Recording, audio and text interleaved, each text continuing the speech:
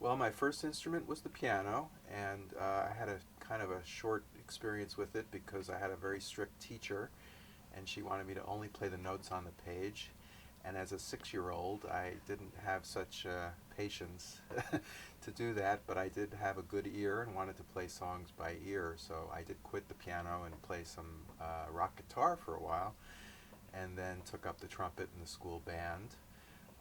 But was always into music. But when I was 12, I had the good fortune of getting literally a cold call from a great jazz pianist that was opening up a teaching studio in my hometown of Great Neck, Long Island, and offering a free lesson. And when I heard him play some jazz chords and some Gershwin as a 12-year-old, I was very drawn to it and went back to the piano, and that's been the instrument ever since.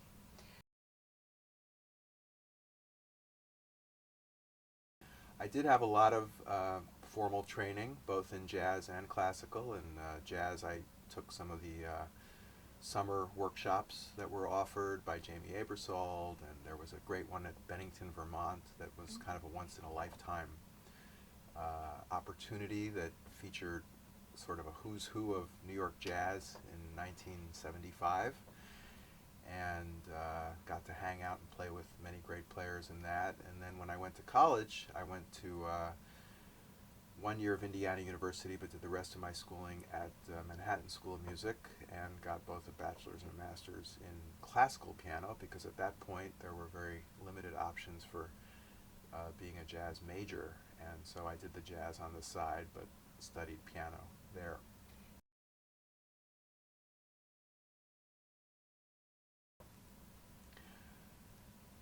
Well, the first teacher that I had was a real bebop guy and wanted me to get into Charlie Parker, and I think it was probably a Charlie Parker album. That was my first album, and I was learning some bebop heads when I was around 13 years old.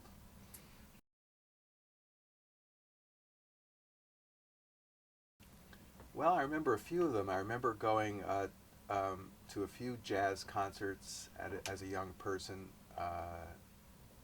Highlights in Jazz with Jack Kleinsinger, that's still going to this day. I've reminded him now that I play on his series that I was a young high school kid and would take the train in and see some concerts in NYU with some terrific players. I remember my parents taking me to hear Michel Legrand with kind of an all-star group with Phil Woods and Ron Carter and Grady Tate. I remember hearing some big bands back then. I loved to hear Woody Herman and Maynard Ferguson and people like that.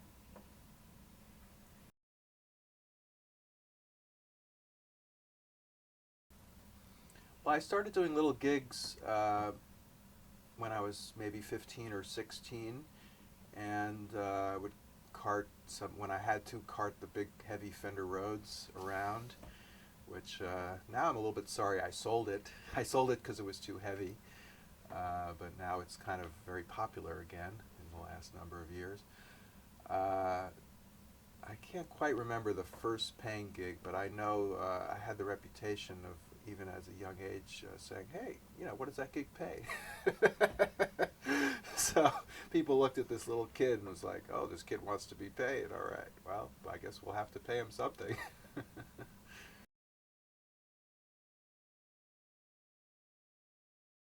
Well, I'm active in jazz education. I've been doing it for a number of years now. I do most of my teaching at Manhattan School of Music. They have a fantastic jazz program.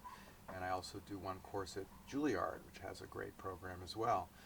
And it's very inspiring. The students are really the top jazz students in the world, and they certainly keep me on my toes. And I think I learn from them as well as I'm confident that they're learning from me. And even on this cruise and in the jazz world, it's so great to see people that used to be in my combos or sometimes have studied privately with me who are out here now pretty much as colleagues performing. And it's an amazing feeling to just see how well they're doing, and the level is pretty staggering. The groups that we work with, it's just putting a little kind of finishing touches, little icing on the cake often, because they're so good, and the knowledge that they're able to achieve both in the formal education and also through things like YouTube and everything that the internet has to offer. They know so much, sometimes I'm a little jealous. Boy, you guys, at 18, if I knew what you knew at 18. So I'm very happy to work with them, and it provides a nice balance. We're out performing, we're traveling, which is great, but then go back and to work with the students, I think, is a nice balance to our artistic life.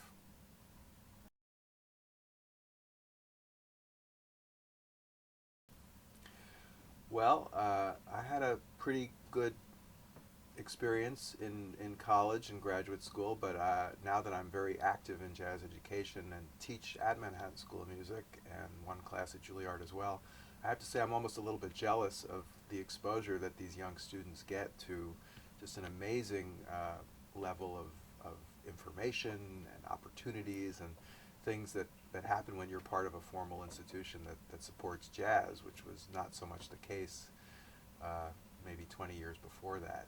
So I'm very happy to be around them and interacting with them, and it's, I'm getting some education now even.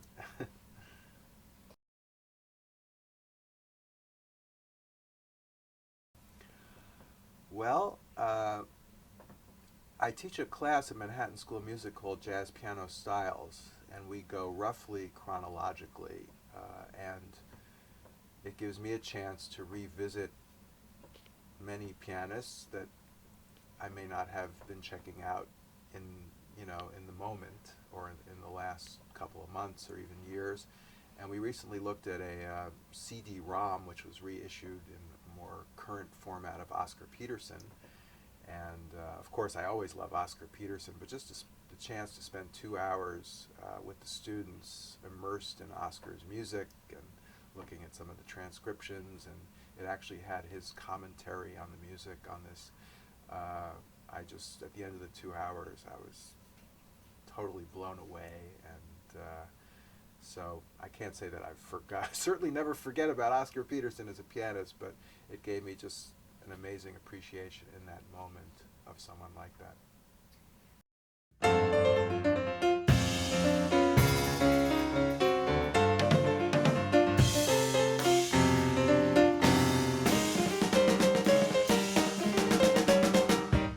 You ready for me to clap? I am. Great.